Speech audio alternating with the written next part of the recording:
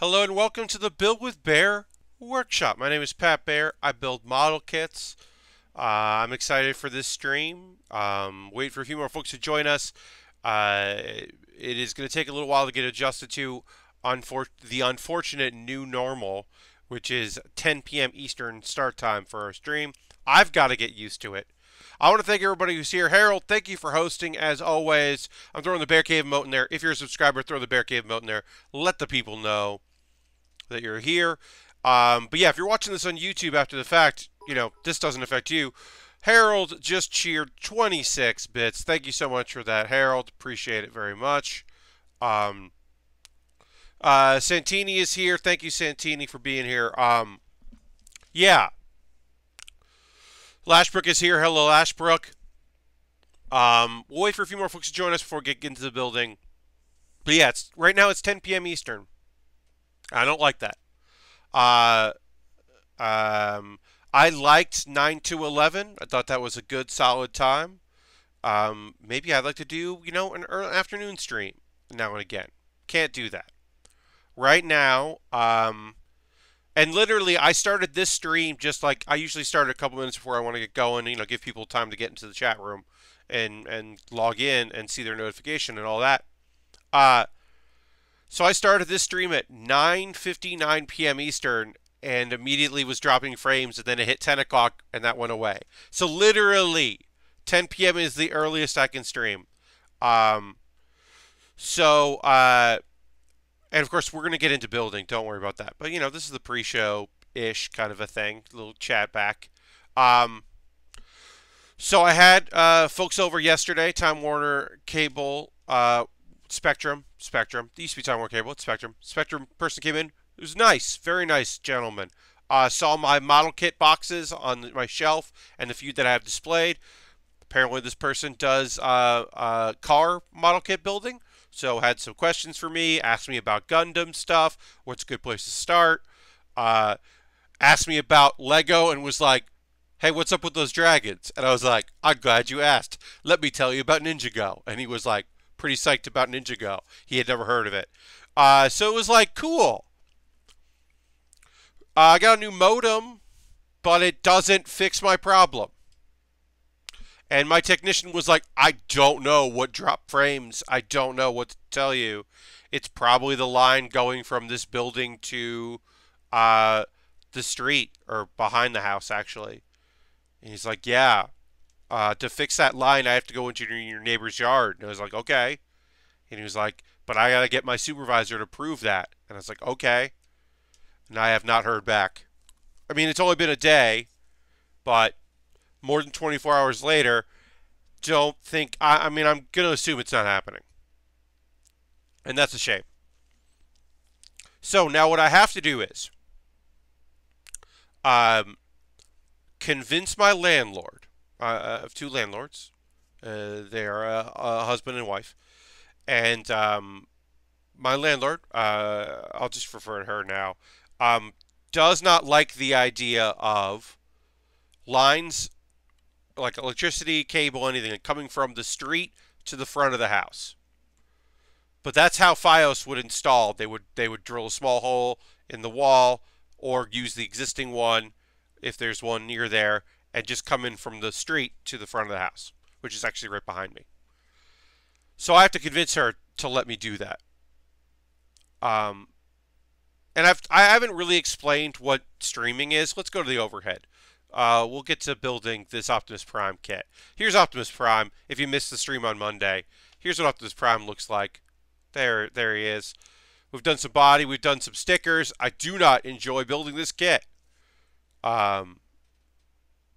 So we're going to get going. I started in my warm-up, started working on the shoulder here so we can get that going. It's kind of cool to have a Optimus, the Autobot logo, like that sticker. That's pretty fun. These stickers are not tacky at all. They don't want to come off the sheet, and that has been frustrating.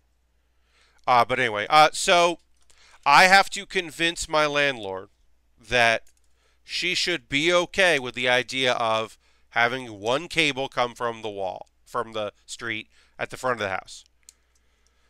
there exists the possibility that Fios may come from the backyard. I don't know for sure.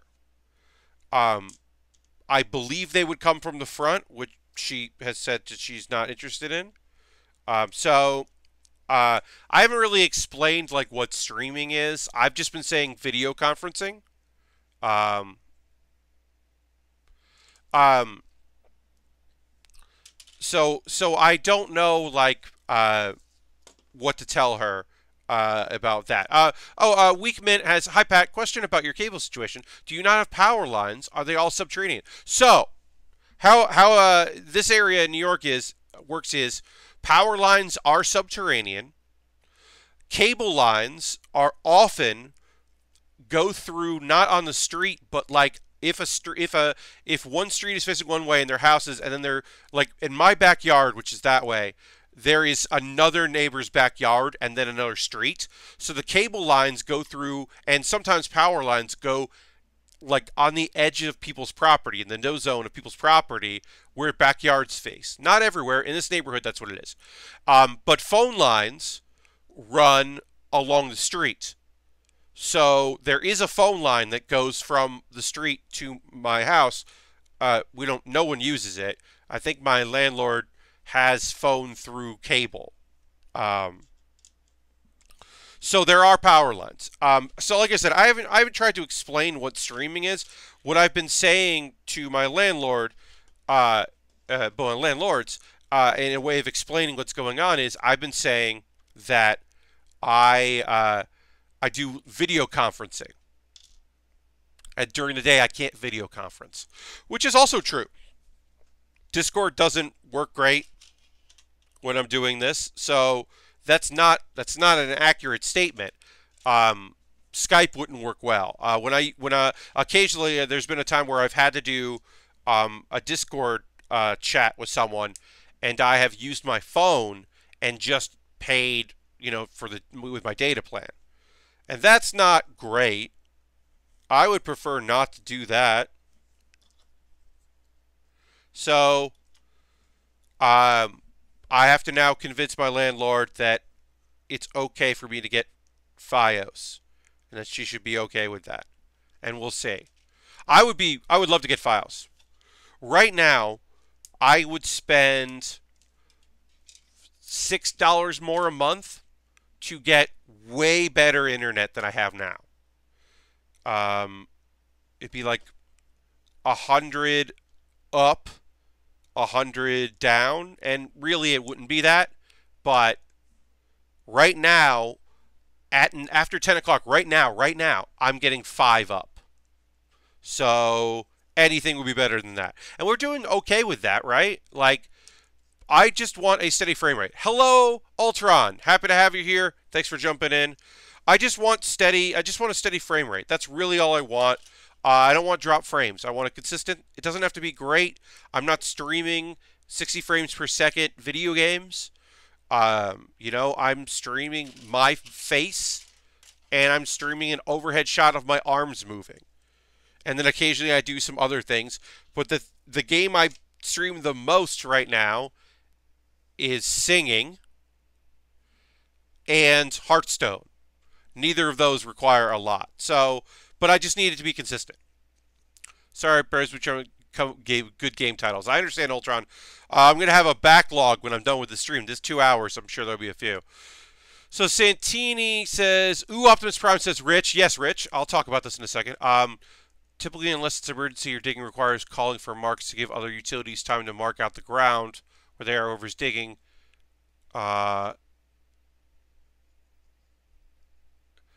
Yeah, no, well, so Santini, the thing that has to happen is, so my cable runs along the house here to the back, and then it goes to a big thing there. But to get at the pole, any technician would need access from a neighbor's yard. And since that's not access from me and my landlord can't give that, this technician said that they would have to ask their supervisor if it'd be okay to go and contact these neighbors and ask, hey, can I have access to your backyard? I got to climb this pole, and I got to run a new cable line.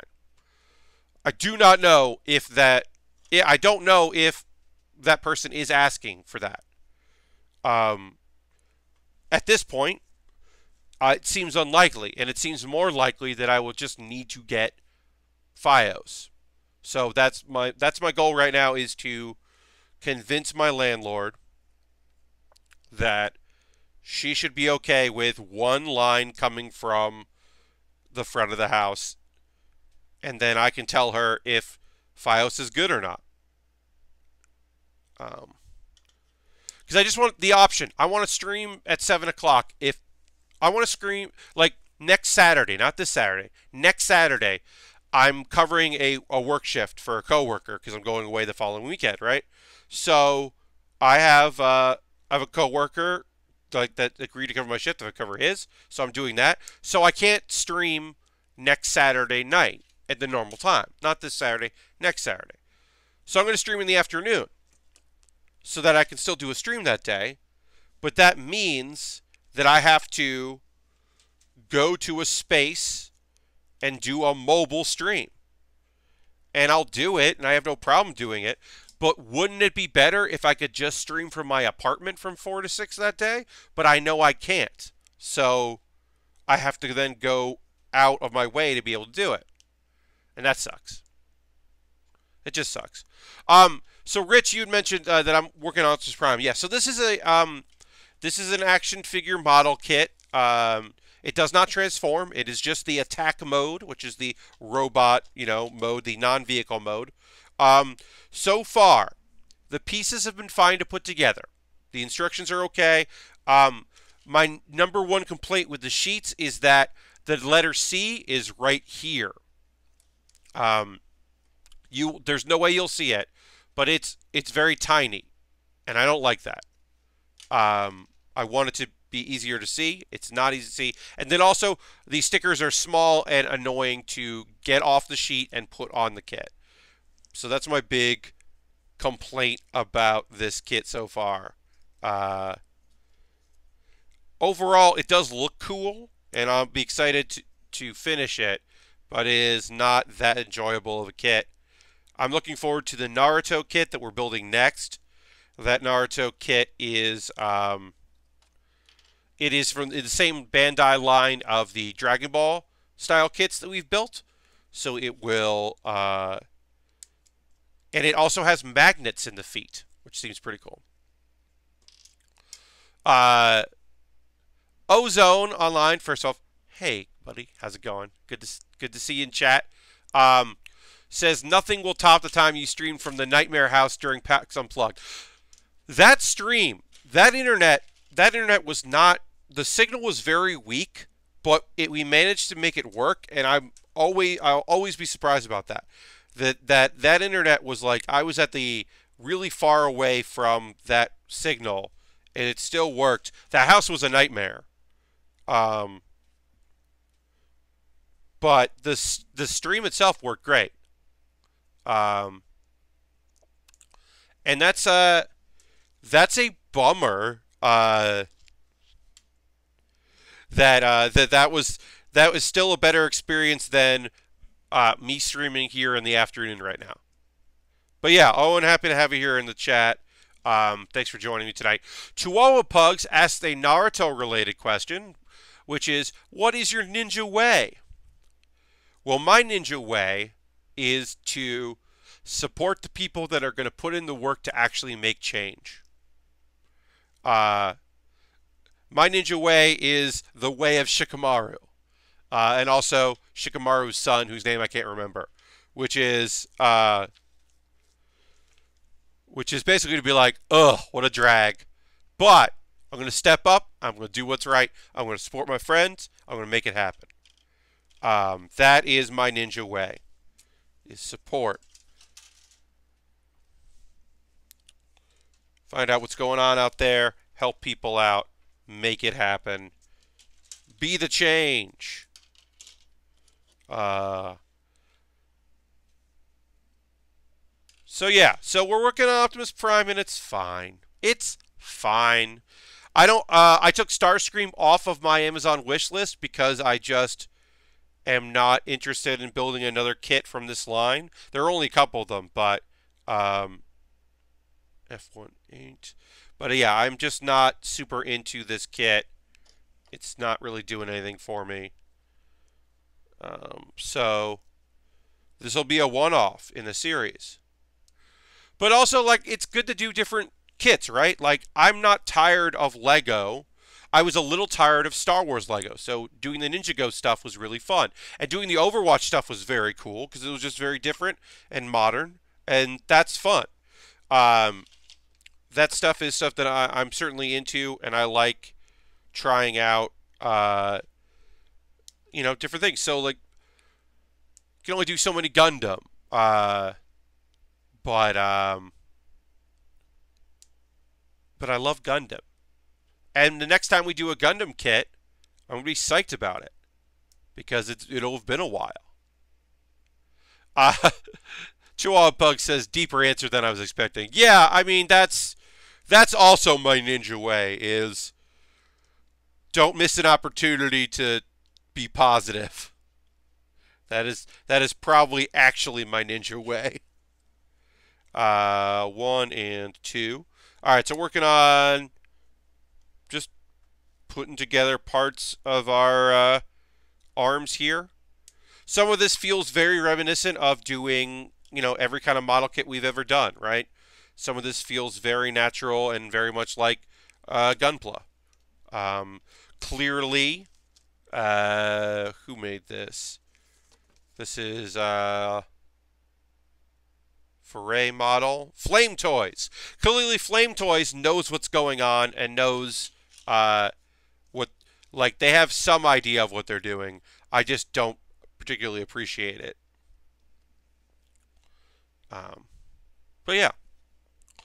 So, like I said, that's until further notice. We are at 10 p.m. till 10 p.m. till midnight stream. My hope is to have FiOS by the end of the month. So as of right now, I am saying that in April, that Sunday in April, whatever that date is, was it the 14th? I'm going to look it up. Yes, the 14th, exactly 1 month from tonight, when I do my charity stream as part of the Giant Bomb Community Endurance Run. When I take part in that, I will. I'm saying that I'm doing 9 p.m. till midnight, and I'm going to stick to that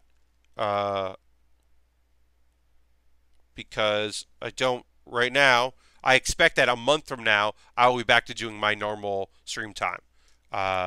It'd be really frustrating if I couldn't, because eventually, like, I'm going to get a job. My hope is that for myself anyway in the future is that I will be able to continue to stream 3 times a week. I've been thinking about that afternoon stream. Like we aren't doing it because you can't do it right now because problems you all I'm talking about, you all know those. But I'd still like to do eventually if I can an afternoon stream, but I also don't know like what my job stuff is going to be. I'm still looking for full-time employment. The goal would be to eventually step away from the part-time job I have right now, which I like, but getting my Friday nights back, maybe even streaming on Sunday nights, like doing early Sunday night streams. These are options that sound pretty good. Also, hey, I don't know if this is going to I don't know if this is going to happen. I shouldn't expect it to happen, but I am good. I am a practical person. Y'all know me. I'm a practical person. So, there exists the possibility that I will have to give up Thursday nights and stream on another night.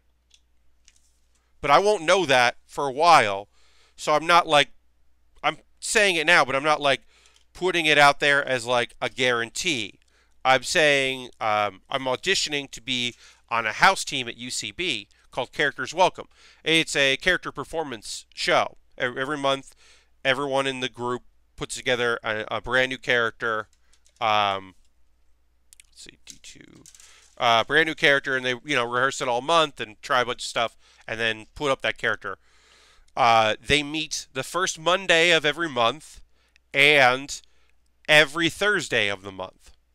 So I would once a month have to move my Monday to a different time or day, and then I would have to move my Thursday permanently to another day. Um, uh, I'm not saying that I'm not guaranteeing I'm going to get on the team. In fact, like I have no idea. I think my audition piece is going to be pretty good. I will say that uh, two parts of my audition have come from backgrounded characters. I'm doing three characters in 3 minutes. That is the audition process. But yeah, two of them are bits that I came up with backgrounded characters. The character thing that I do, because it just led to some fun ideas, and now I'm written them up. But yeah, I don't know for sure if that's gonna lead to anything. Uh, I can't be like, oh, definitely. Now I also could theoretically, if I'm on a house team, I could um, stream mobilely for free and then do like an early stream. Like, oh, rehearsal is this time to this time. I'll go in early and do my thing earlier. That way I can keep on Thursday, and then I could get my afternoon in. That's something I could certainly do. I don't know for sure if that's going to happen. I can't say that's a definite, but that's a possibility if I wanted to keep doing, if I wanted to keep Thursdays, but also do this team performance. I don't know. I will say I'm glad I've been doing this character thing because it's been very good mentally to just like work on some character stuff and have that just practice that skill set has been good for me. Oh, I don't know. Uh, Everything's so up in the air. I hate right now that I've had to change when I stream. As I said, I really do enjoy 9 to 11. I know that 9 p.m. Eastern Time is early for our West Coast friends. But I also know the trade-off is, well, Harold usually only watches the first hour because he's got to get up to go to work. And so I know that starting at 10 is bad for Harold. And that's a bummer. I don't like that.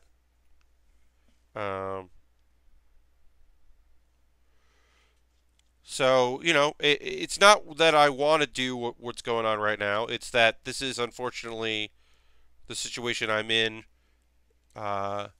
because of my ISP and the problems I'm dealing with the ISP. So, hopefully we can take care of it and we can figure it out. Ozone says the character stuff has been fun. Thank you very much, Ozone. I appreciate that. It's been fun for me too. Alright, I gotta put this on here.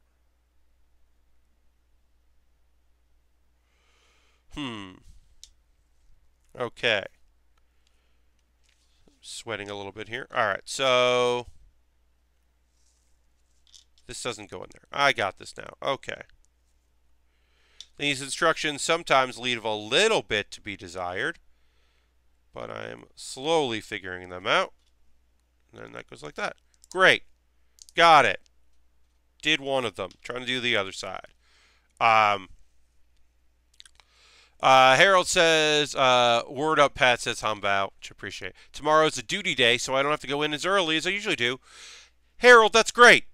I'm happy to hear that. I'm happy you're here. Thank you for hanging out. But yeah, I like to be consistent with y'all, so I apologize that I can't be as consistent as far as the streams go. I'm hoping that, my life is still, even without the ISP stuff, it's just weird right now. Doing bonus streams has been nice because it just gives me stuff to do while I try to figure things out. And then I'll say this. I'm super glad that I'm not at Emerald City Comic Con today. Or this weekend, is Emerald City, and it's a great convention. I went last year and loved it, but I've got so much going on that I'm so glad that that's not a thing that I'm dealing with right now, because that would just be too much. Oh, Harold, that's spring break next week. Congratulations, Harold. Enjoy your spring break. Sounds cool. All right, so that goes on this side. Goes on this side. So yeah, now we're just working on the arms here of our kit. This red is a very nice red. I'm really into it. It's still odd to think about how that we're gonna build this transformer and it won't transform. It's just I mean, that's part of it, but it's still odd. C15. But the coloring is really good. Which city is Emerald City? Emerald City is Seattle. So there are two conventions. The Emerald City is Seattle's nickname, so they call the Comic-Con Emerald City Comic-Con. There's also Rose City Comic-Con, which is Portland's comic convention, comic book convention. So I went to Emerald City for the first time last year and had a great time there. It is very strange to go to that Washington Convention Center where PAX West is, and it's not PAX. Like, that's a weird feeling. Yeah, it felt very strange to be there. It overall was a good time. I had a good trip. But it was weird to like be on the 6th floor, and that's where the Artist Alley is. And so it's not just, you just don't hear the sound of video game machine, like consoles and arcade machines. Like, the white noise isn't there. It's really weird. It's a good weird, but it's weird.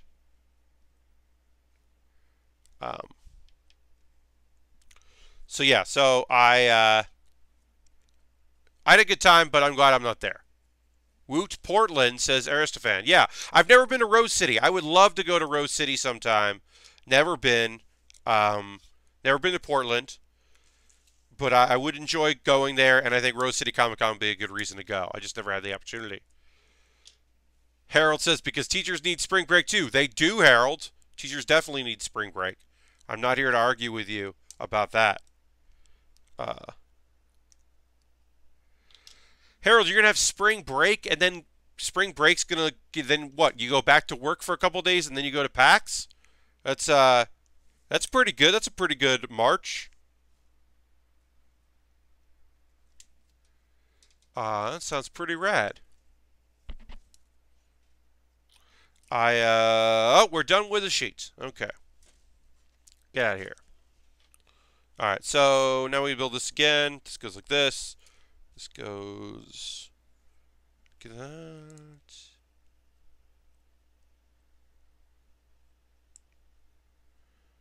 Okay. Ozone says, I still need to make it out to PAX West one year. Can't this year since I'll be coming up to New York City for WrestleMania weekend. Indeed. Durman says, hey, Pat, I'm late, but here. Hi, Durman. Happy to have you here. Yep, week off, work 3 days, then go to PAX. Harold, that sounds great. It's like you're barely back from your vacation until it's time for second vacation. And then Ozone, completely so PAX West is, in some ways, not better. If you're a board game person, board game stuff is there. It's just harder to find. It's not all together. There's more show floor because there's 2 floors of it. But the convention center, like, any panel doesn't happen in the convention center. All the panels happen off-site in hotels. And so, like, there's more walking, and it's annoying, and, like, but it's, you're in downtown Seattle, so it's more alive and awake. Like, you leave PAX, and you don't have to, like, go travel a great distance to find anything to eat or to do. You're, like, in the city. So there are pros and cons with it. Okay. But I do in general, I enjoy both conventions. Durman says, I'm late because for a few beautiful minutes, I thought I could get a Lego set for 60% off. That seems so weird when East is all in one place. Yes, Ozone. East, I remember several people, like, when the first time they come to East, that the thing that they said the most was like, it's so weird that everything's together and you can just like, they're like, well, how far away is that room? And you're like, no, it's right here. There is some offsite stuff. It's not fully separate, like, right, like East does have some offsite things, like um you still go, like, there's a couple hotels in that area have a few things. Like the Westin has some stuff, but it's almost all. But the Westin's also connected to the convention center, so you can still get in there. Yeah, but for the most part, it is its own thing, and that is weird to some people. I love it, but I know it's weird. All right, this isn't connecting right, so I'm gonna go and I think I put this on wrong, so I'm gonna have to pop this open. Uh, The convention center in Seattle is pretty small in comparison to other cities, but it's still the biggest in the Northwest. It's literally built over the freeway. Yeah, I mean it's the sky bridge is like wholly and completely necessary for that thing to be as big as it is, but it's still like, so I got to separate this. The goal is to separate these two gray pieces here without having to separate anything else. I don't know how I'm going to quite do that right now, so I'm going to try to wedge from the top here. See if I can separate it that way. Yeah, maybe I can. But yeah, I put this on this little piece here upside down. That's all I have to do is flip it. And a little rubber piece there, and then the shoulder piece will pop in better. That, I'm glad I noticed that now instead of after I had already assembled all of this. That would have been very frustrating to fix later once I started combining everything. Now we can put the hands together. It's nice that Unplugged was also in one place, but the layout was super confusing. Well, Ozone, yeah, I mean, that's the first year it wasn't all of the space that it was this year. 2017, they didn't use as much of it because they didn't rent as much of it because they, weren't sure what they were going to need. So the panels were in a different place and the layout was definitely different. So I think I appreciated what they were doing here better this time around. I think they did a better job with some of it. But for the most part, like, it is like a weird layout at Unplugged, but it is nice to have everything in one building. That is, and there's also near stuff as well. That's helpful. I think that's my biggest gripe with any of these conventions is I just don't like it when, like, that is the thing. Like, the South Boston area is just, you leave, if you go to the last panel or if you leave at midnight, there's nothing open. Like, I remember in my days of playing games with my crew, when I had a crew that would still go to PAX, because they've all kind of stopped going over the years, and now my crew is people that are working PAX, not just attending as friends or as just fans. The number one thing is that, you leave PAX and nothing, at midnight, and there's nothing is open. I used to buy sandwiches to just leave in my hotel room, so when I came back, if I hadn't eaten, I would be able to get something. If I had run from the show floor to something to the 9 o'clock panel and then run out after, you'd still be able to eat something. Now I'll just eat some sort of trash. Obviously not literal trash, but I'll eat some sort of trash as my panel is closing before, or as the show floor is closing before my many, many night panels. Wawa is always open. Yes, that Wawa was pretty great at PAX Unplugged. I'll say that. That was pretty much a lifesaver. I was also near a Popeyes, so that was also helpful when I was suddenly needed some food. I'll say this. I can't I haven't said this to him in person. I will say this to him when I see him because I haven't seen him. I fucking can't believe that Dave Lang has a night panel. I can't believe that I have to go, that my Saturday night, I'm going to spend my Saturday night on the Let's Rank It panel. That's nonsense. Congratulations to him, but that's utter and complete nonsense. And literally my Thursday, Friday, and like Friday with Giant Bomb, and then Saturday with Lang. Like I was like, oh, I thought for sure I would have Saturday night off. That I would have Thursday night and like a Sunday morning. But nope. I got a fucking Saturday night panel to do. I'm looking forward to it. I like that panel. I was thrilled to do it at West. But Wawa's is what I miss most from the East Coast, says Chihuahua Pugs. So there's not any Wawa's in New York here, right? It is Mid-Atlantic and New England, but New York doesn't have any. New Jersey does, and when I'm driving through New Jersey, if I'm like generally, if I'm going to Philly, honestly, I have been known to say, "Hey, let's stop at the Wawa. I would like to order a sandwich via computer." Now, you're saying, "Wait, I order food via computer. I go into my McDonald's, I go into my Burger King, and I go right up and I use the machine." That is new to them. That is in no way, shape, or form new at all to the fine folks at oh, I got a sticker here. Guess I could put some stickers on. The fine folks at Wawa have been doing that for a real long time. Harold says Wawa is now in Florida. Well, but you've got your own incredible places in Florida that other places, not every place has. So it's not as cool for you. Because you've got cool grocery stores in Florida. 31, 30, 31. This does not do a great job of letting me know where the stickers are supposed to go. And then also, as I said, the number one thing with this is that it just gets stuck to the paper. This is not an old kit. These stickers shouldn't be as bad as they are.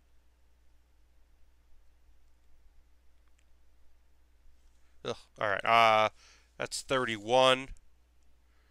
It goes to this.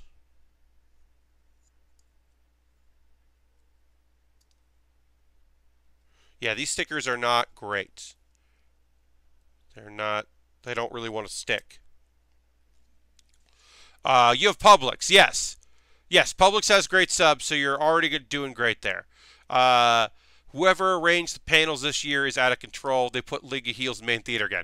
Yes, like, legitimately, we got offered main stage. Like, hey, what do you want to do? Do you want to do blah, blah? Do you want to do a Sunday? And I was like, well, we're doing the Rumble, so let's do Sunday morning, because if we try to do it, like, the thing I learned about doing night shows is everyone's got fucking plans, so I don't really want to do a night show anymore. We did our night show at West. I can say we did a night show. I don't really want to do them again.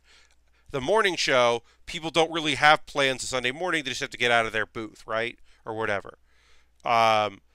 So they were like, okay, well, let's do main stage. And I was like, oh. I mean, yes, but oh. Complete nonsense. I ordered via computer in college 15 years ago. Yes, Chihuahua Pugs, I'm not saying that Wawa invented the enter what you want on a computer. They didn't invent it. I'm just saying they were doing it longer than other people in fast food, quick service. In quick service. They've been doing it for a while. All right, so S32 is this one.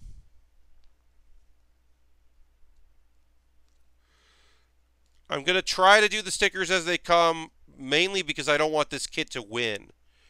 These stickers are bad, but I don't want this kit to beat me. So I will apply stickers if at all possible. I meant ordering at Wawa. Oh, Yeah, no, Wawa has been around for a long time doing that thing, doing that ordering. Chihuahua Pugs. I thought you were talking about some other business, so I apologize. But yes, Harold mentioned Publix, and that is the. I've only been to Publix a couple times. When I was in Florida, there was a Publix near where my folks and I were staying, and that place ruled school. Very good sub sandwiches. And just, good grocery store.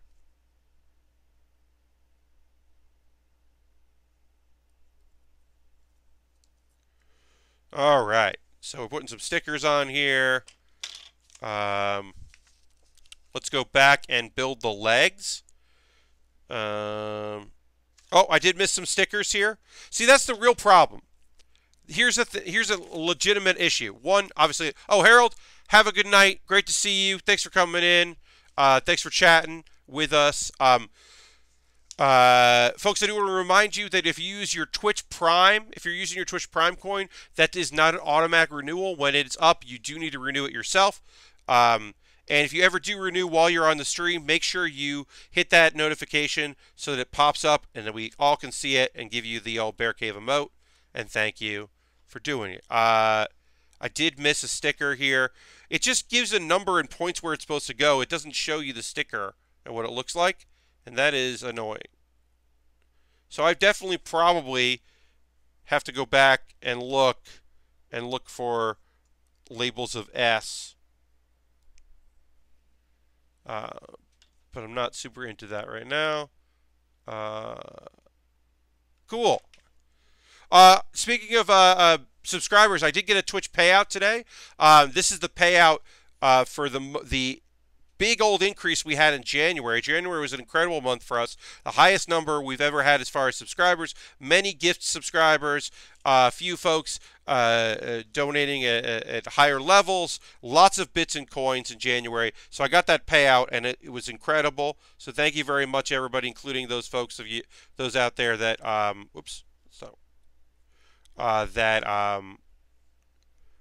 that helped out, especially those that gifted subs. I know a few of you stuck around. Not everybody, but a few did, which is nice. Okay. I'm just going to go back and look to see if we missed any stickers. Those are stickers there. Those stickers are there. Do you have to put any on that side there? Nope. All right, we're good. Now we can work on the legs finally. Ready for leg day. But yeah, thanks for everybody that has been supporting the stream. I really do appreciate it. And as mentioned, we are got that. I got that good payout, and that was very helpful. All right, so now we're doing. We can do a lot of this at the same time. It's one of those. We do the left side and the right side at the same time, which is good because that saves us a bunch of time and effort.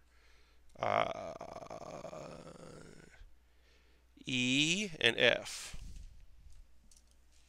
Great. But yeah, if there's anything like, once we take our break, I'll talk about some anime stuff. This was a week of. Ozone just subscribed. Thank you so much for using your Twitch Prime coin. Thank you, Owen. Let's throw the Bear Cave emote in there for Owen. To thank him, Ozone Online, for being a subscriber. That rules. Thank you so much. But yeah, I'll throw the Bear Cave out there. Give him a thank you. 1-3.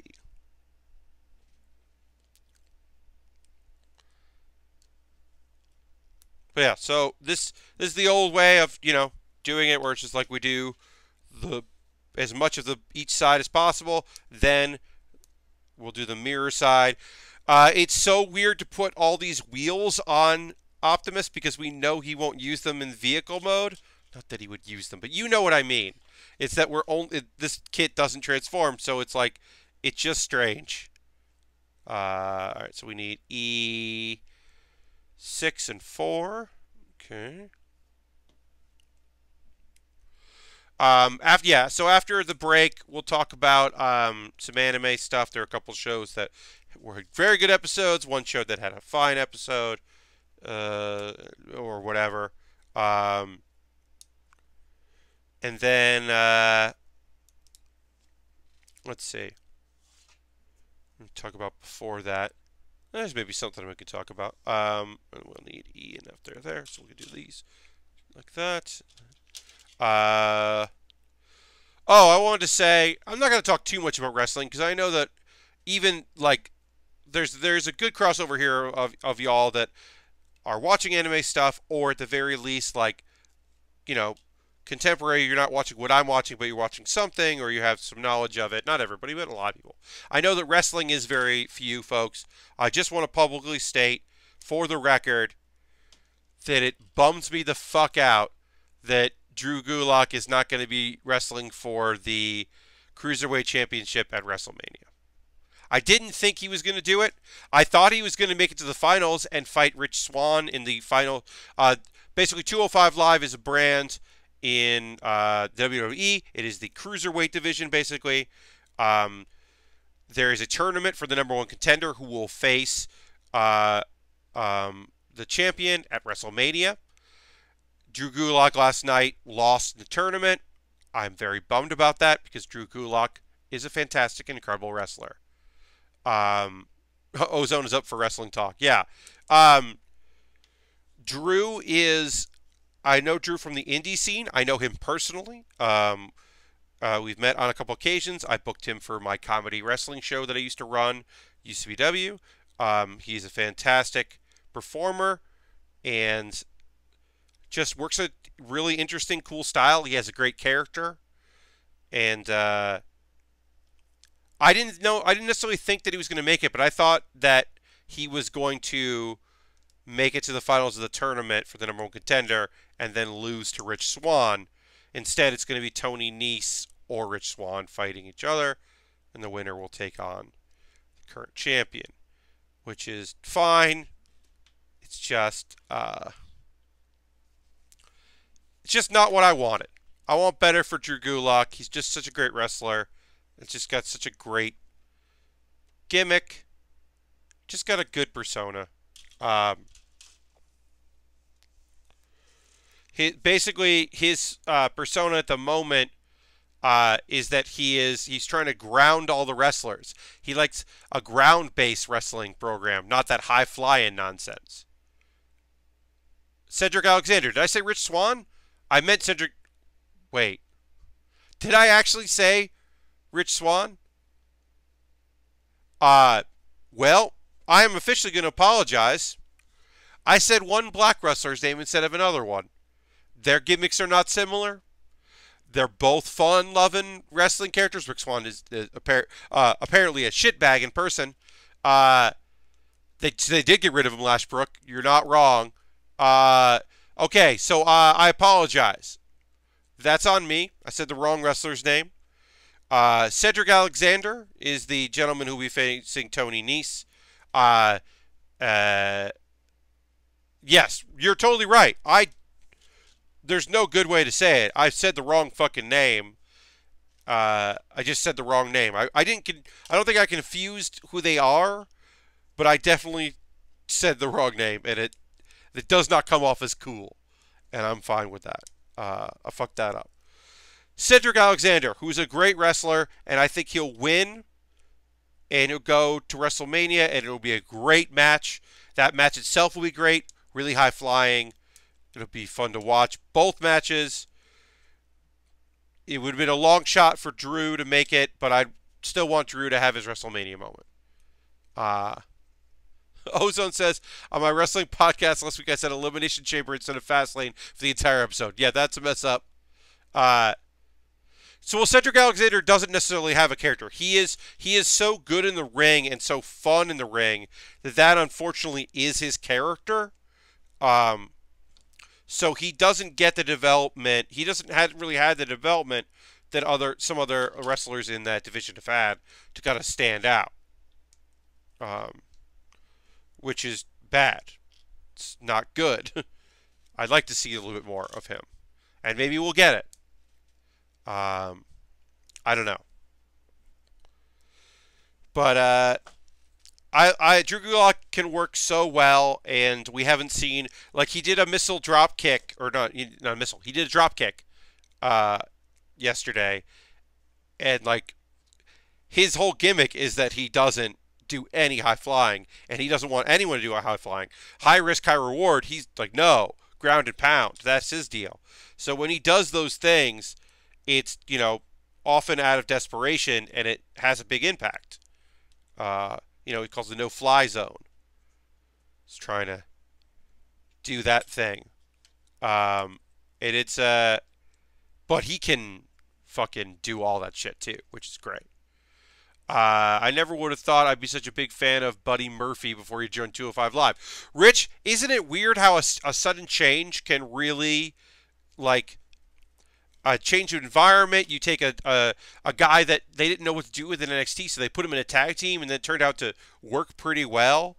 But he wasn't going to make, millions with that tag team. They were always going to be a fine tag team, but they weren't gonna draw too well. But now, nope, solo guy, making it happen. Putting on great matches, working really well in that style. I appreciate it. He was the guy in the tag team Alexa Bliss managed. Yeah. I mean, their big thing was that they were like, they came out to techno or, EDM and were annoying. And you were like, which one's the one from Australia? Because they're both not from Australia. They're just two blonde-haired guys. But one of them is from Australia. Which one is it? And then you were like, oh, it's that one. Okay. He's the Australian one. But yeah. It's you'd be, sometimes you can just be pleasantly surprised.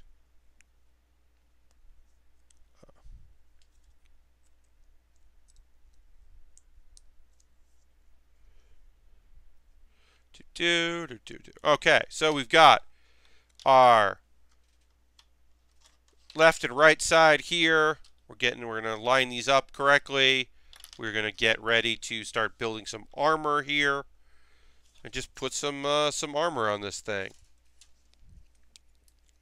That reminds me, for a while, I thought Alexa Bliss was Australian for whatever reason. Then I heard her talk, and I was like, oh, I'm wrong. Yeah, Alexa Bliss definitely does not sound like she is from Australia. If she is, she's doing a really good job of covering it up.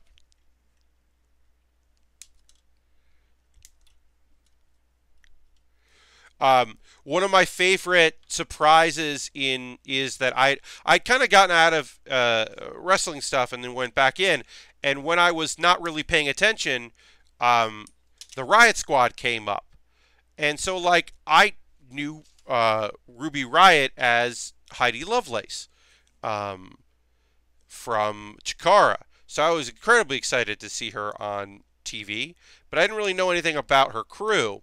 So the first time I heard Sarah Logan, I laughed out loud. And I'm not making fun of her southern accent. Please understand. I'm not making fun of her drawl. I'm making fun of the fact that she's so tough looking. She's like down home, gonna kick your ass looking tough girl. And her voice is just like, hey, I'm so happy. And you're like, that doesn't work. Xandra's here. Hello, Xandra. Let's throw the bear. Hey, let's throw the Bear Cave emote for Alexandra because she made both these emotes. So, Xandra, hello. The iconic sound, extremely Australian. Yes. Ozone, I do believe that they are playing us a little bit and playing up that voice, and they're doing an excellent job of it. But I have to believe that they're doing a little bit of business there. Hello, Xandra. Happy to have you here. Thanks for joining us for a bit. But yeah, Alexandra made both of the emotes the fine emotes that we have. Rich says, "Oh God, first she was super redneck, yes, and then she was raised by wolves." So she's like, I mean, they're trying a bunch of stuff with her, but they can't. She doesn't. She still has a southern accent. And I think they just need to make her like a down home country, like, raised in the bayou, gonna beat the shit out of you gimmick, I think is what they should do. I don't know if that's what they're gonna do with her. I'm waiting for her face turn because she's just seems so nice, even though she's tough as hell. She just seems like a sweetheart that I think they could that could be money. They could make a few bucks with that because she can also fucking wrestle. Um, I still wish they would do more of the Riot Squad or at least Ruby Riot. Yes, I am so bummed about Sarah Logan is an actual Viking. It's not just her gimmick. Okay, well, all right. Uh, no, I'm so bummed what they're doing because I watched Heidi's last match in Chikara. I happened to be there for it. It was not intentional. I didn't know that was it. I didn't know that she and Kimberly were about to go to to NXT at the time. I just happened to be there for her last match, and she had the crowd in the palm of her hands, was so incredible, was so just solid. Heidi can work face, she can work heel. Ruby Riot, she's incredible, and it's such a shame that even though she's the leader of a faction, they just like, I'm not saying that she should have beat, because I understand the realities of it. She should have beat Ronda, but it should have been a competitive match. It should have looked like she was gonna fucking beat Ronda Rousey, and then Ronda powered through and found the way to win, or whatever the fuck you want to do. But it's very frustrating that match was so one-sided. It was such a frustrating thing. Would deserve way better than that. They should not have. She should not have been the person going up against Ronda. Sniper Guy Gaming is now following. Thank you for the follow. Very much appreciate that. But yeah, it was really frustrating because they have to kind of rebuild that whole team. It sucks.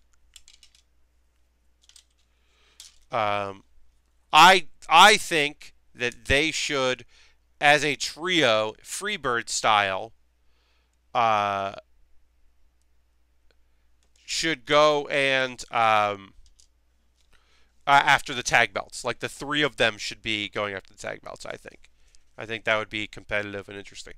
As Zandra says, honestly depressing that Ronda Rousey is still on TV in any sort of fashion. I 100% agree with you.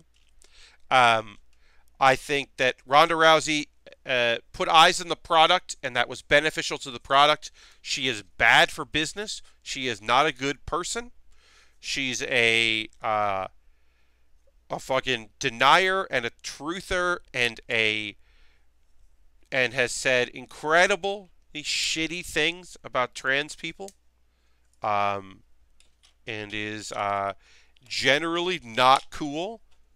And then this is way low. This is way low beyond her as a person and her as a representative of a thing that I enjoy. And she's bad at that. The last Mortal Kombat trailer, it was just obvious that she's not a good voice actor. Because she started talking and I was like, ooh, what the fuck? One of these things is not like the other. One of these people is not a good voice actress. And like I said, that's small potatoes compared to the other things. But it is true. In my opinion. Beyond her. Yes, and go Becky indeed. Becky's going to pin Charlotte in what will hopefully be the main event, but probably won't. It's probably going to be fucking Brock, it'll be fucking Brock Lesnar in the main event. That sucks. It shouldn't be. It should be Becky and Charlotte and Ronda, and then Becky pins Charlotte. Ronda congratulates her begrudgingly. Ronda leaves, and then Ronda makes a bunch of money anytime Ronda wants to fucking come back. And then Ronda will make more money training for another fight that she'll fucking lose. Uh, can you believe the people actually wanted her to play Captain Marvel? Ugh. Fuck. That's because people don't have good imaginations. They just see a tough lady and they're like, play the tough lady. Top deal, Ranga. I want All Stars a happy ending. Becky, Seth, and Kofi all holding gold at the end of the night. Yeah, Rich. We're gonna get disappointed on one of those, and I can't. I honestly think that Seth is not gonna win. I honestly, truly believe that they will. That in the last minute they're gonna strike a deal, and Brock is gonna be champion going into SummerSlam because that will sell. That'll put butts in seats in SummerSlam. I don't. I honestly think. Also think that with Reigns back, that they're gonna have him beat Brock at SummerSlam for the belt. It's if it's one of those things that don't happen, I'll begrudgingly accept that Brock holds on to the title for some golf reason. Uh, Rich, I completely agree. I would love for Brock Lesnar to be gone. Um, but I think he's going to go at SummerSlam instead of WrestleMania because they're going to set up. There's no one that can beat him. It's time for, it's time for the big dog to take him on, even though he's lost to him. This is the only way. Blah blah blah. I love the program they're doing with Daniel Bryan, but I also think that Daniel Bryan can get the title back from Kofi Kingston on fucking Raw. But Kofi Kingston needs to fucking walk away with that title because this story is too good otherwise.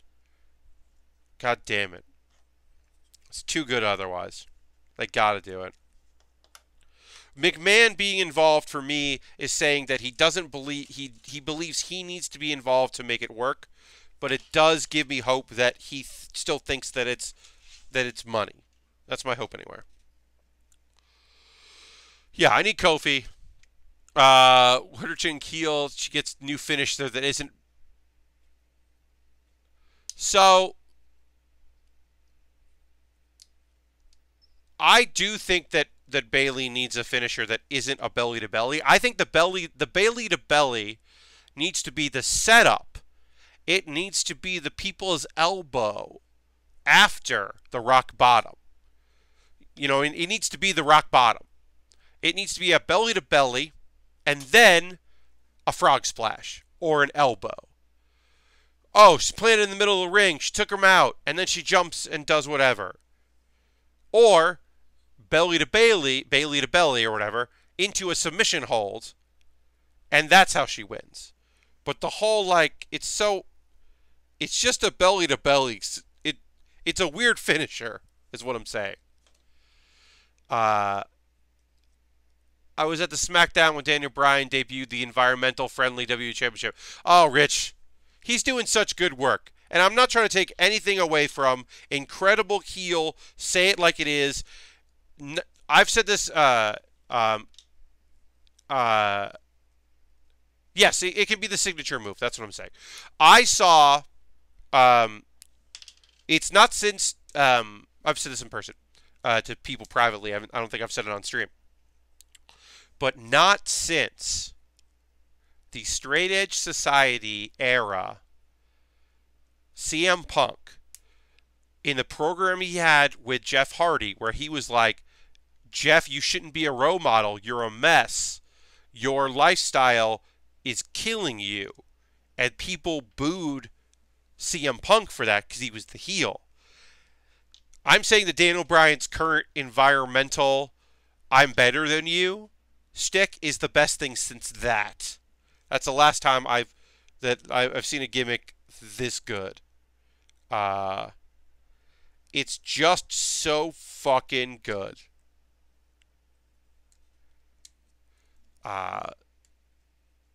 Yes.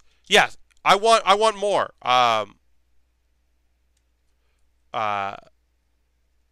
Yes. I love it. I love the new Daniel Bryan. Uh, I love the new belt. I love Eric Rowan. I want another one. I want another disciple. I think another disciple is completely and totally necessary. Uh, Give him a faction. Let him go wild. I think it's great.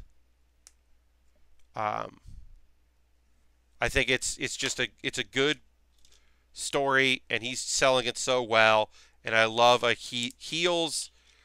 I love heels that are right, but are telling you in a way that you don't like it. Yes, I would love Daniel Bryan to be a better cult leader. There you go. Bring back Bray Wyatt as a Daniel Bryan, like acolyte. That's hilarious and weird, and they won't do it, but they should because that's a very fun idea. He saves Bray Wyatt and brings Bray Wyatt over his side. That's fucking funny. Uh, yes, the best part of yeah, no, Daniel Bryan totally believes it. They're letting him. They're letting him in the same way that Bret Hart had disdain for the audience and the way that they accepted stuff in wrestling that he didn't like, and the way the Attitude Era was shaping up, and the way the fans were enjoying that. Bret Hart was telling the truth. He believed it. And I think that's, yeah, I mean, the best heels are the heels that believe it. And I think that's what we're getting right now. And it's some of it is really incredible. Anyway, yes. Oh, yeah. Well, yeah, because he was anti-American. So they go to Canada, and he'd be like, they go to Canada, and The Undertaker, who was a top babyface, was getting booed. Because the Undertaker, the dead man, this wasn't the biker taker, this is a dead man gimmick. They're like, no, you're from America. You're an Undertaker in America. Get out of here. Such a weird time in wrestling. I love a good faction. Always have. Anyway, let's take a break from wrestling just for a moment. Let's stop talking about wrestling. Bring back PWL. Because it's time for me to do my ad reads. First and foremost, if you're watching the stream because you followed me from Twitter, or you saw my description in Twitch and you thought, oh, model kits, I'll check that out. Consider giving me a follow here. If you have your Twitch coin, if you have Amazon Prime linked with your Twitch account, you get a free coin once a month. It acts like real money for me. You could become a subscriber. That's a way to support the stream. Or you could use real money. That's a great way to support me. As I said, I just got a payout today from Twitch, which is very helpful. Allows me to keep doing what I'm doing here, especially as I am currently only working part-time, still looking for full-time employment. So every little bit helps. But anything I make from Twitch or my Patreon, which I'll link, it's all in the show description on the YouTube video, but also I'm doing it live here. I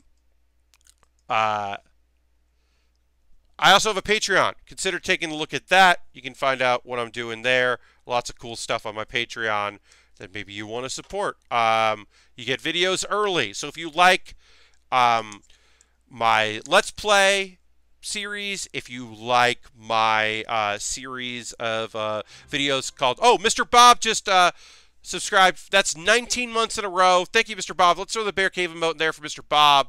19 months is incredible. Thank you so much for that. I really do appreciate it. Using your Twitch Prime coin for me so many months in a row. That rules. Thank you, Mr. Bob. But yeah, that is one way to support me here, is by Patreon is another way, as I said. I have an Amazon wish list. Apparently I've got something coming on my Amazon wish list soon, which is really cool. Appreciate that. There's a couple really nice things in there, some model kits, some Lego sets. I try to have a bunch of different things in there. When I get something off my wish list, it jumps the line. So we're doing Naruto next, but the thing we'll do after Naruto, if something comes in that's from the wish list, I'll just do that. Otherwise, my $10 Patreon supporters get to vote on what I build next. And I also have a coffee. That's just, and money I get from that goes to buying model kits and Lego sets. I have the Build with Bear community. It is my Discord. I check it every day. People post stuff they're working on. I post build photos at the end of every stream. I post photos there of what I've been working on, so people can check that out. I can very much recommend going and seeing what's up with that if you'd like.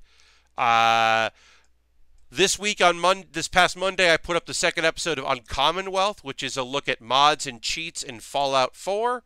So take a look at that. That's every Monday for the month of March. I've been doing that. And yesterday's background and characters, I'll put a link to that. I like this one a lot. It's fantasy themed, and I think it's a fun idea. And that's all in my show description. If you're watching this on YouTube, just look at the show description. You can see that there. I need to drink water because I have not had any water. I've been talking straight for an hour and change. So hold on, please.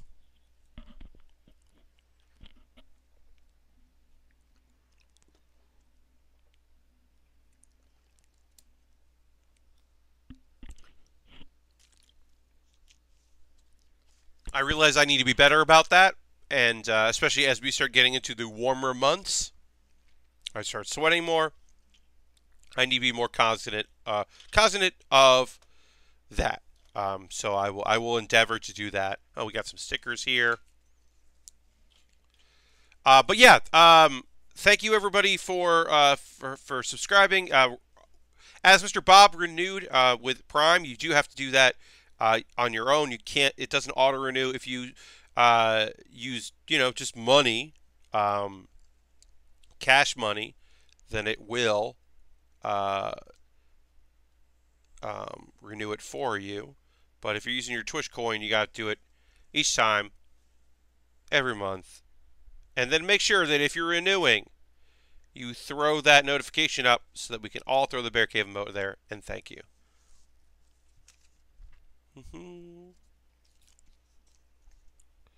All right. Yeah, I don't love these stickers, like I said, but I'm going to try to apply them all. And this goes like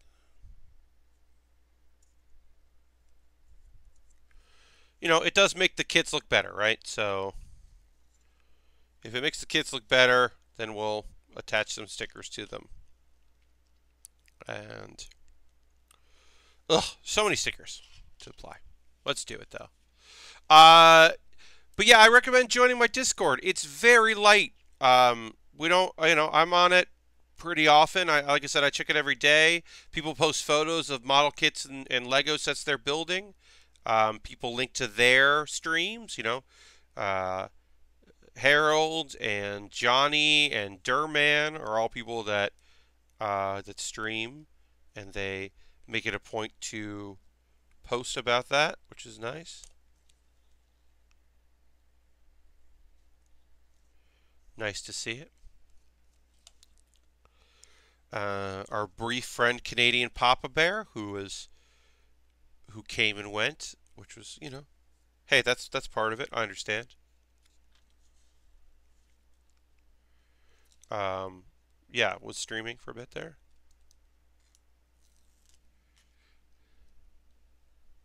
I will say this: I appreciate that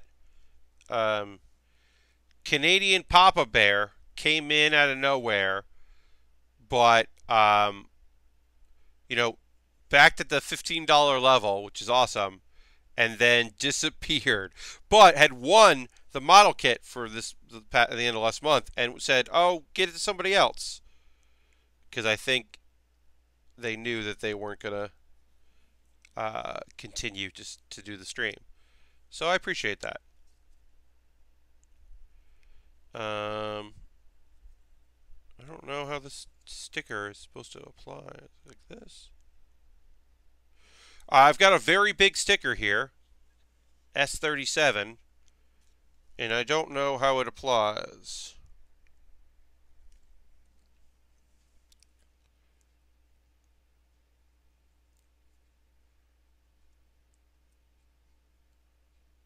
Huh. Looking at this leg here. Yeah, I just don't know. Very strange. That's 16. That's going to be here. Is it this leg? Oh, is it this?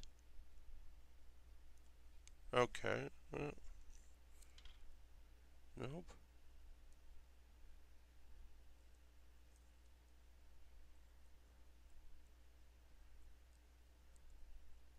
Sorry I got quiet here. That does happen on occasion. I'm going to try to look under a better light. That Pizza Van Lego set had a lot of stickers too. Yeah, I saw that. That did seem to have quite a few stickers. I still want to build it though. I have that Pizza Van. That might be the kit I bring with me to PAX. I'm not sure what I'm bringing to PAX, but I will be bringing a smaller Lego set with me to PAX to build, to at least try to do a live stream. That's what it is. Oh, it wraps around? Well, then why am I doing this now? So it wraps around, but I've got these wheels on here, so you have to take the wheels off? So, what the fuck? Alright, that's really stupid. This is a bad time to put the sticker on, is after you put the wheels on.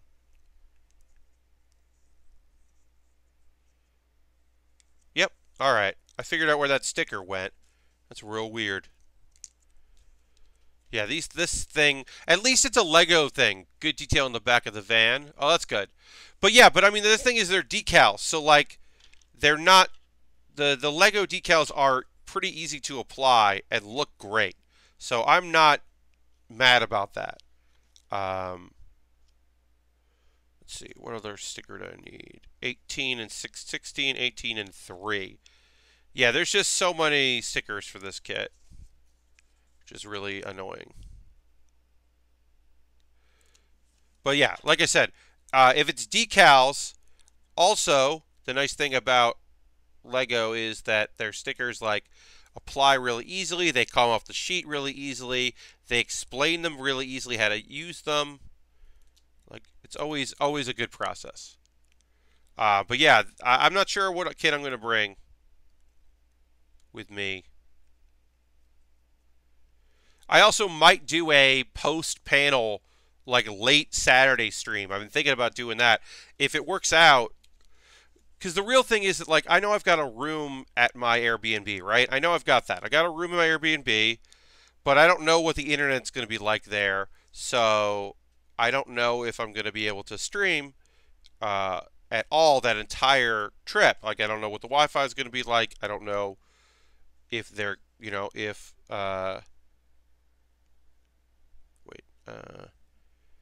if they're going to be cool with me streaming at all. So I have to like just, kind of play it by ear, feel that out. And then if they're like, yeah, totally, no, go for it.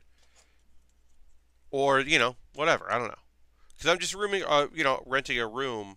So I'd like to be able to do multiple streams that weekend. I just don't know if it's going to happen or not.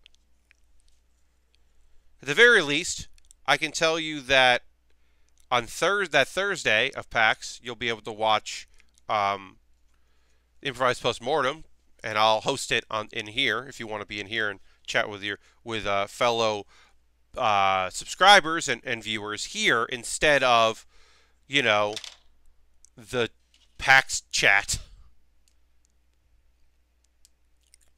Do you have one of those? As Jerman asked, promotional Lego Movie 2 Emmett's Peace Offering polybags. I do not have one of those, Jerman.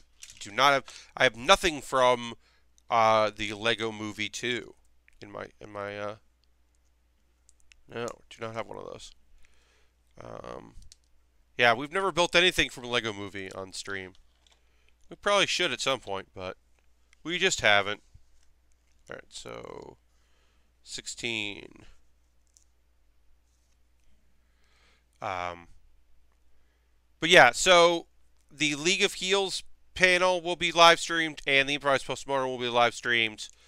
Might have to hook you up. Well, Durman. I mean, that sounds pretty good. What's when's Lang's panel? Panels.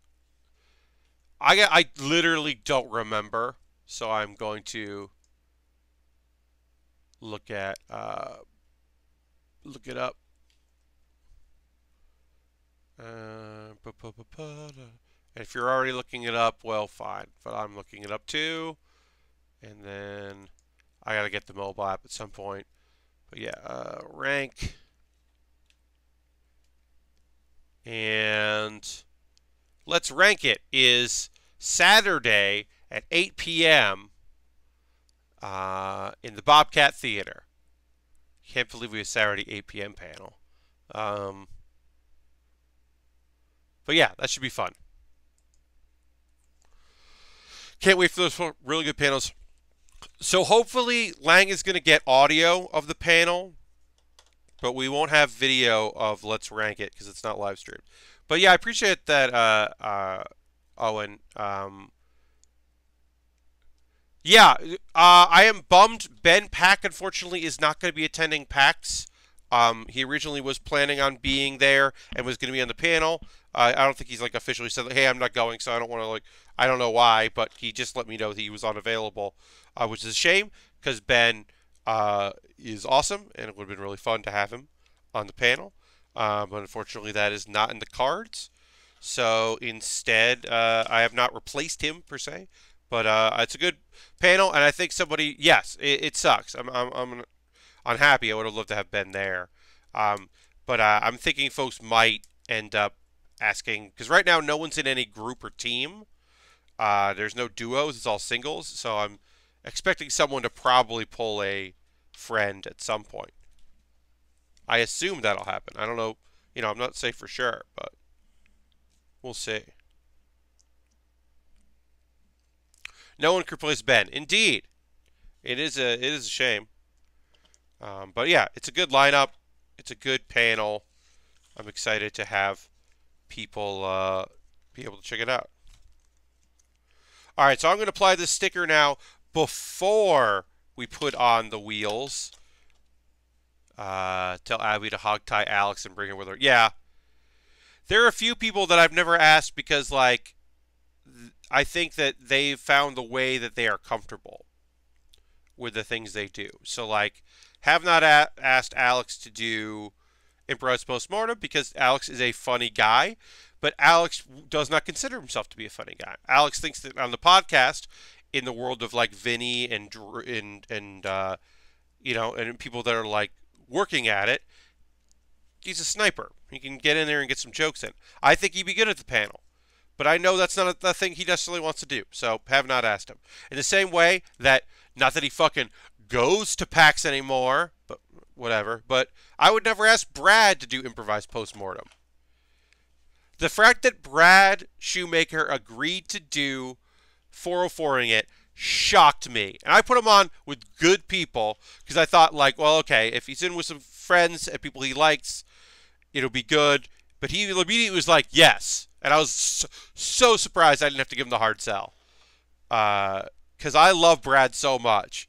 But Brad just does not enjoy the fucking public shit. It's just not his thing. You can replace Ben with two people standing on each other's shoulders. I mean, that sounds... Ozone, that is a possibility, but that also sounds like... That sounds like a Kate Welch falling off the stage situation, and I can't repeat that. I've made some changes since the last improvised postmortem. The only change we're making is everyone's going to sit at the tables. No one's going to sit back. And then for the first half, people will come up to the podium. But the second half, the lightning round, I'm just going to have people do it from their chairs so all the mics are on. It might mean that people will use the mics and comment during other people's sets, which I don't really want. I'm hoping it won't lead to that. I know it will. I can't avoid that, but I would like to avoid that as much as possible and let people have their time. But it will mean that safety will be better. Alexander says, Brad was literally the first giant bomb staff I met in person. I mean, Brad is, and I don't use this lightly, a doll. Brad is somebody that I met a couple times, knew from the internet, whatever, chatted online, met a couple times, and then, at PAX, ran over to give me a hug because he was happy to see me, and he was genuinely happy to see me, and it meant so much to me. Brad Shoemaker is just the best. Um, and I'm always excited to do anything to get to work with him. But I know that I would never ask him. Uh, Safety first, indeed. Um, so we'll go there, and then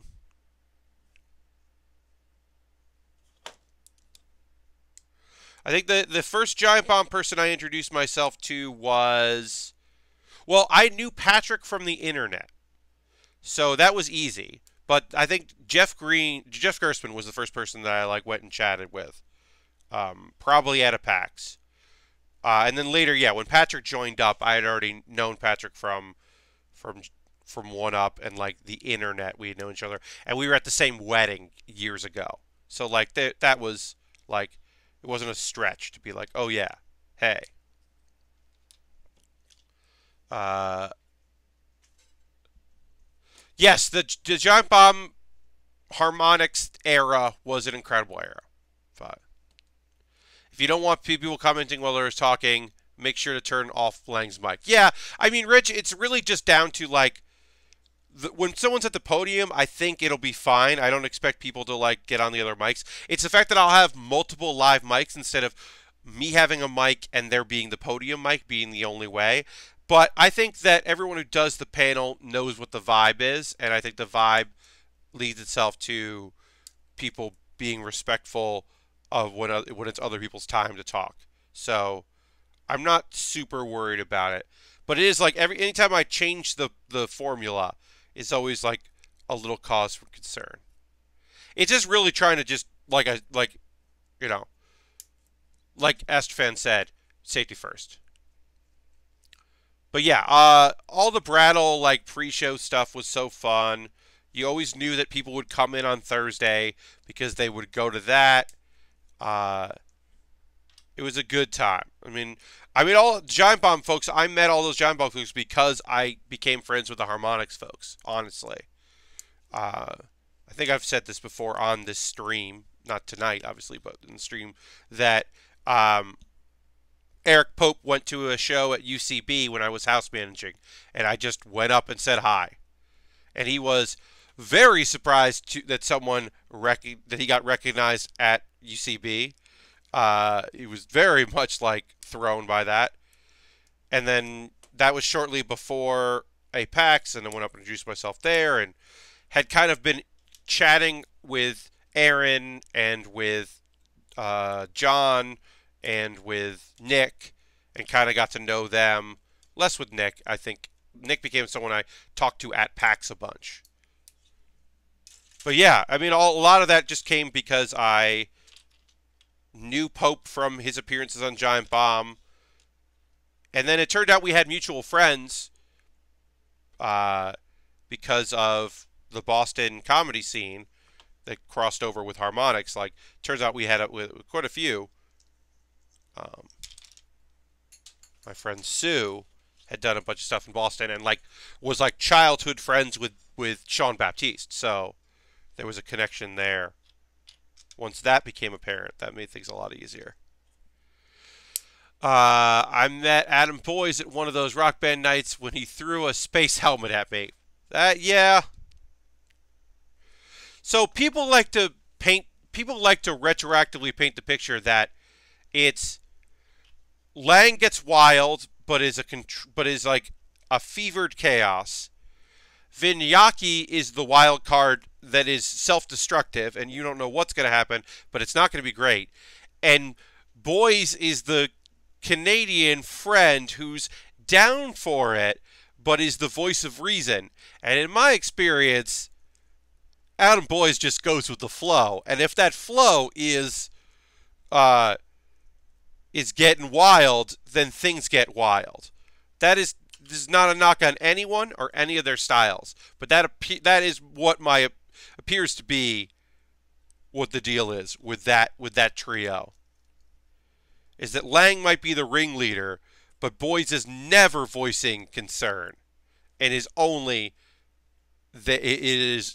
often egging on what's happening. Rock Band nights were a lot of the clothes throwing. I had someone throw pants at me from the stage. Yeah, I mean, you threw a bunch of random gear on. It was a good time.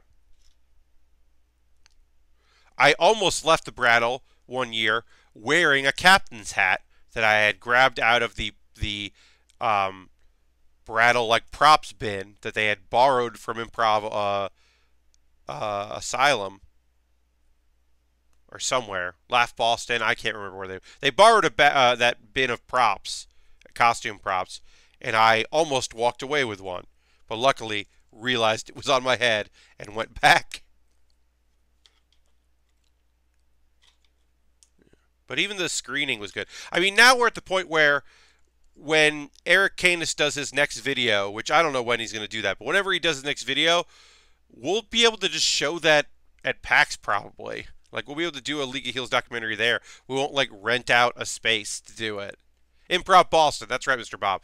Because the 5th Wednesday of the month, they would do stuff at Improv Boston. That's right. Got that good memory. I don't have that good memory. I don't know why this thing has wheels on it, but it does. There's also stickers that I didn't apply yet that I'm like, where is that sticker supposed to go? We'll figure this out. But yeah. I might have missed a sticker here or there, but whatever. It's looking good. Yeah. Oh, no, there it is. Yeah, that's what I got. Okay. All right, let's build this act. Well, we can put this thing together, and then we can build an axe. I went there the day Amazon broke the internet, which is also my birthday.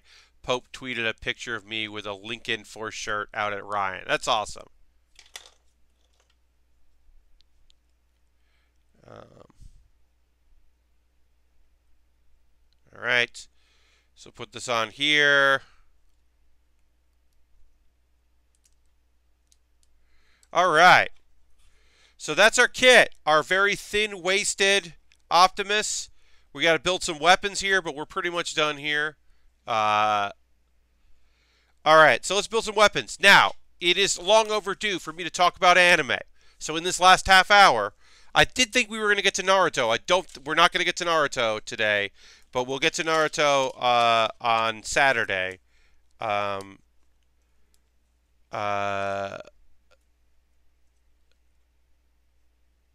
We could do it again and play Rock Band. Yeah, maybe. I don't know. We'll do something at some point. There'll be another doc of some sort, I'm sure. Here, let me just quickly talk about some anime stuff, and then we got another 20 minutes, so don't worry about it. 25 minutes. Black Clover. The thing I want to say about Black Clover is the thing I like the most about Black Clover, and I tweeted about this, but I'll say it here on the stream, is some of the art style, some of the character designs look like villains, but they're not villains. We got introduced to this Zev. He is a knight and should be a good dude, but has the attitude, and he's got fucking fangs, and his mouth thing that covers most of his face looks a bit fetish-wearish. He does not look like he should be a good guy, and he is. And I fucking love that about Black Clover. I think it's really fun and cool.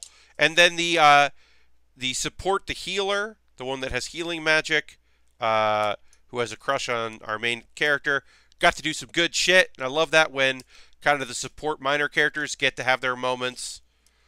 Also, this episode of Black Clover just had just some fun little moments with some minor characters, and I dug that. My roommate is a cat. This was another episode that focused on Subaru, the cat owner. I generally prefer episodes that focus on Haru, the cat, more than our dude. We did have Haru, the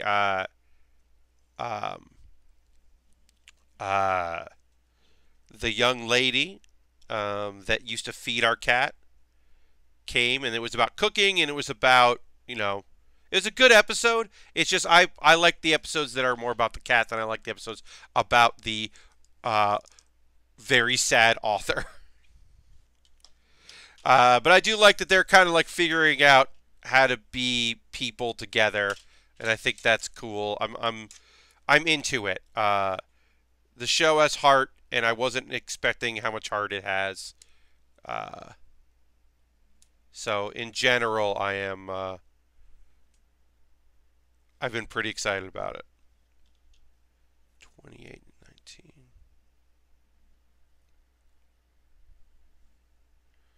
19. And then the Rise of the Shield Hero. This episode was fine. We got some minor characters doing some minor character things. There is a moment that is very fucking funny. So the premise, I'm not going to get too far into, but there are four heroes from our time that have, or our world, that have crossed over to this fictional world, and they are dealing with a calamity, and it's a whole goddamn thing. And so one of the characters to another character who doesn't know anything about our culture or customs says the line, "With great power comes great responsibility," and then our hero,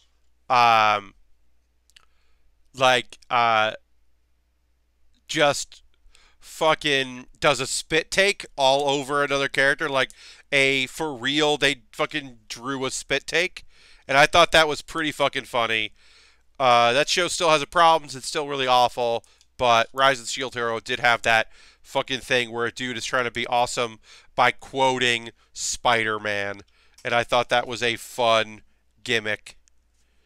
And so they don't damage copyright. They didn't explain why the guy had did a spit take about it. He's just like, "Oh, I feel like I've heard that before." And I thought that was kind of a funny bit of business. So we'll put this on here for the X.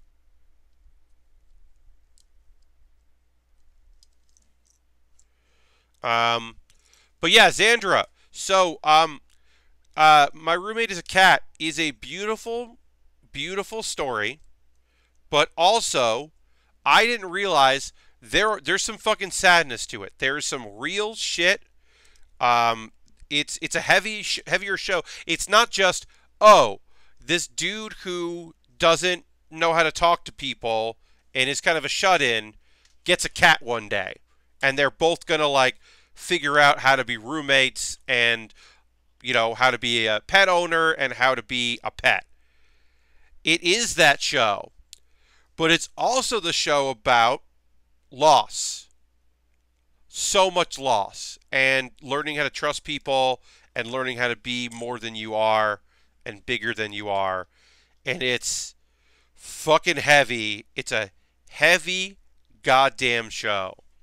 And I was not expecting it to be as heavy as it is. So just know that. Do not walk into My Roommate is a Cat if you it can be. They're getting better and they're figuring it out and they're growing together, but also it took a while for them to get to that point, to the point they're in the show. The cast of minor characters is great. There's a dog next door that is just hilarious. He's just like exactly what you would think this cool, nice dog is. There's some really fun supporting characters. And like I said, like there's growth, but it is not it's not just a light show. There is drama to it. So I need to make sure, because I didn't know that going into it. I was just like, oh, cool. My roommate is a cat. This guy doesn't know how to raise a cat and have a cat as a pet. That's funny. And I was like, holy fuck. Devastating. There's some devastating episodes. This sticker is huge. It doesn't go on great. But yeah, and then like I said, I'm a broken record about this. Rise of the Shield Hero, I don't think is a good show. I'm gonna see it through. I can't recommend it, but I do need to see where it ends up. We're prepping for the next wave. Uh, there is there's a character that is a wizard support character that has a deep voice, but seems to be presenting uh, androgynous. Um, and I was like immediately like, oh, cool, that's pretty neat. I don't know if she's gonna like be around or if that means anything, but it seemed kind of cool.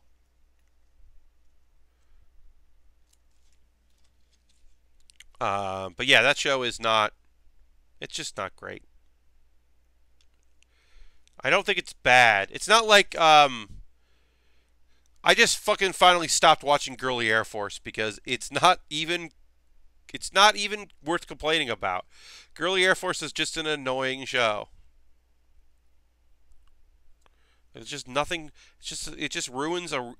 It ruins a really interesting premise by being a romance. And I'm not saying that romance isn't there isn't a place for that or good.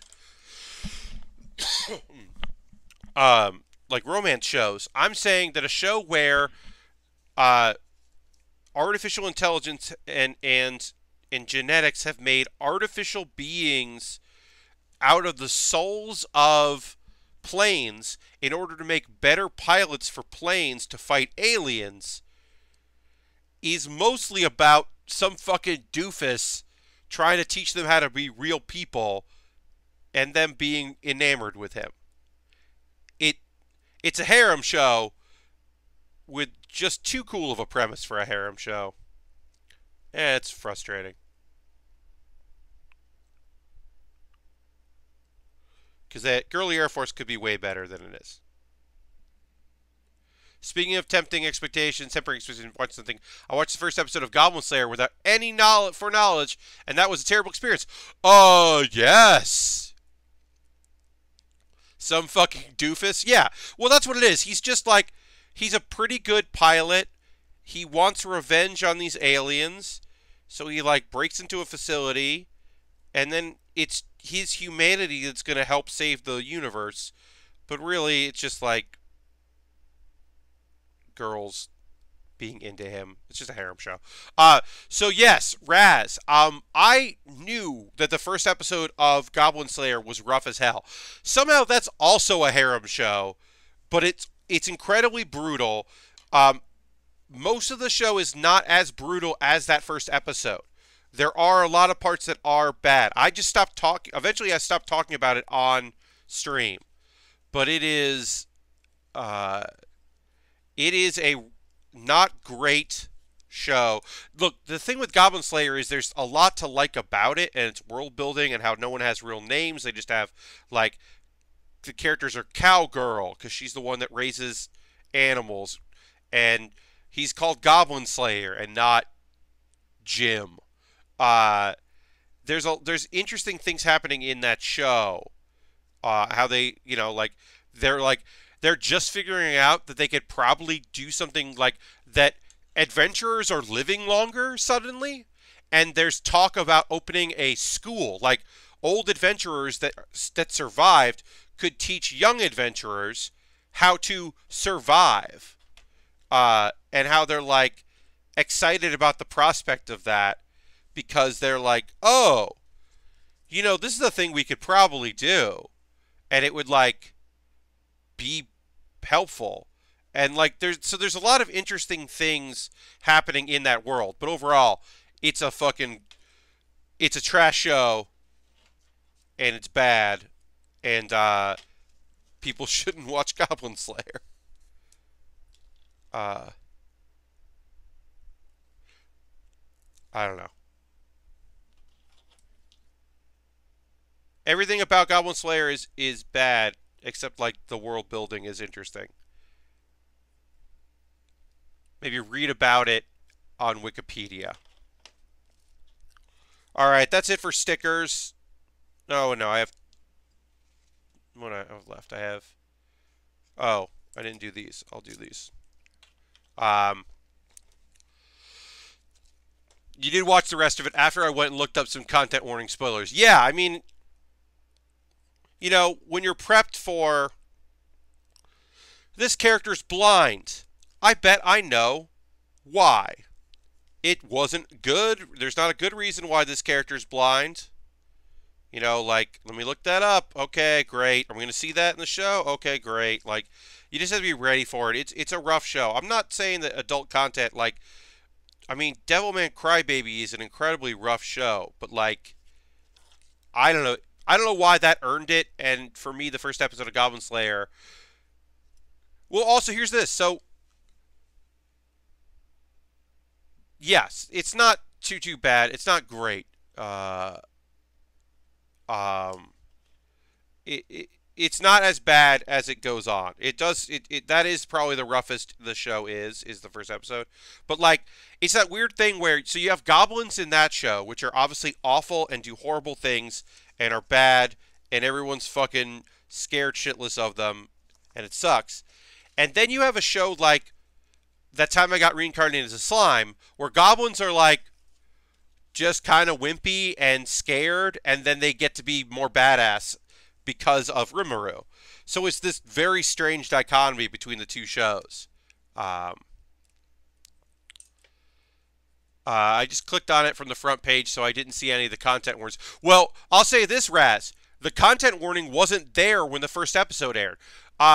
It had gotten a lot of press, like from Crunchyroll. Crunchyroll's promoting it because it's like, oh, this show, like the manga sold really well, and people are talking about it, and like the trailer was out, and the trailer showed like the eye, his eyes and the helmet and a bunch of stuff, and looked pretty cool.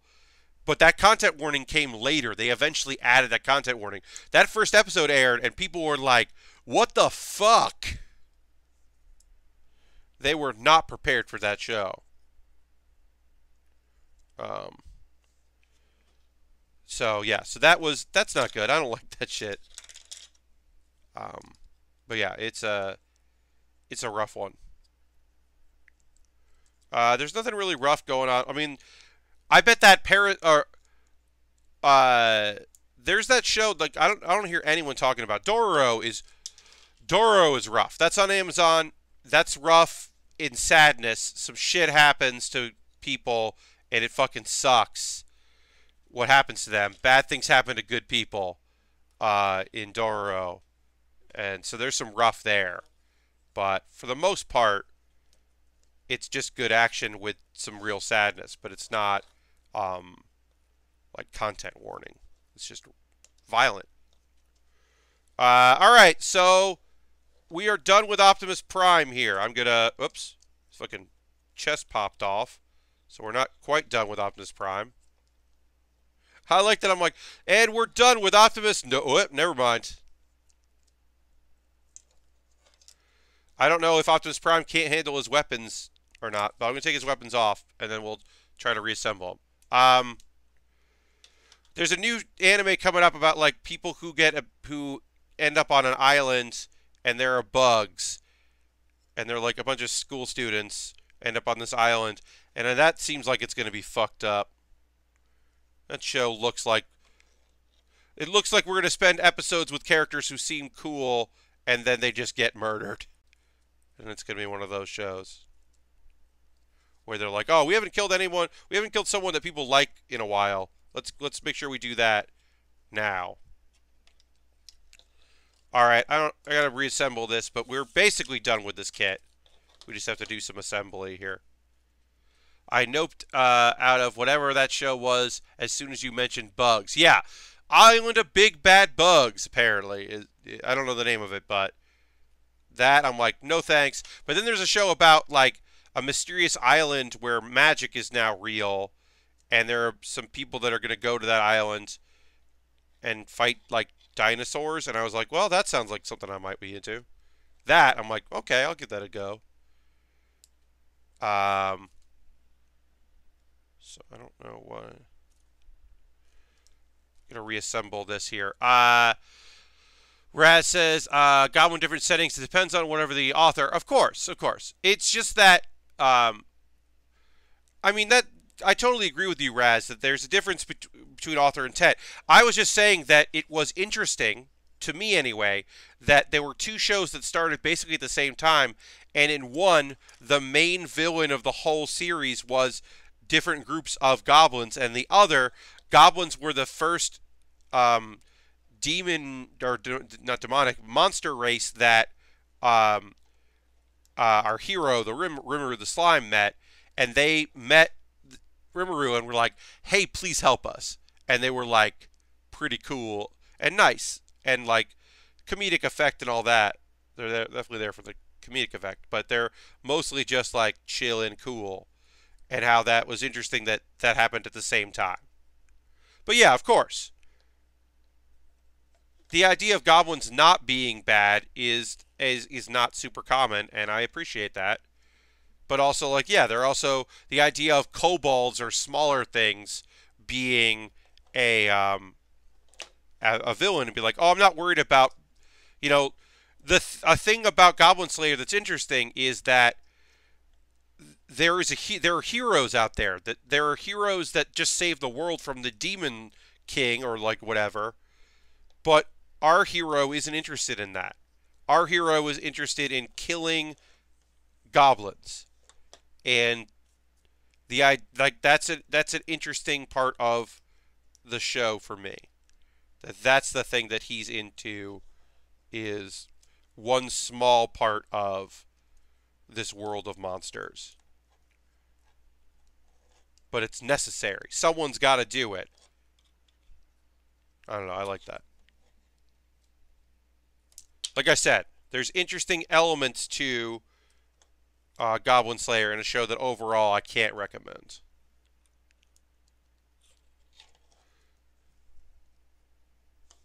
I'd say, honestly, watch the last episode of Goblin Slayer. There's like a little bit of preview of the last time where there's some violence, but otherwise, the last episode is mostly just like, hell yeah! And it's like, you just get to see a bunch of characters interacting, and it's kind of fun. I don't know. That could be fun to watch, like, just the last episode of that show. Alright, so let's put our weapons on here. Gotta put our hands back on. This does have two sets of hands, closed fist and fists that hold weapons. I appreciate that.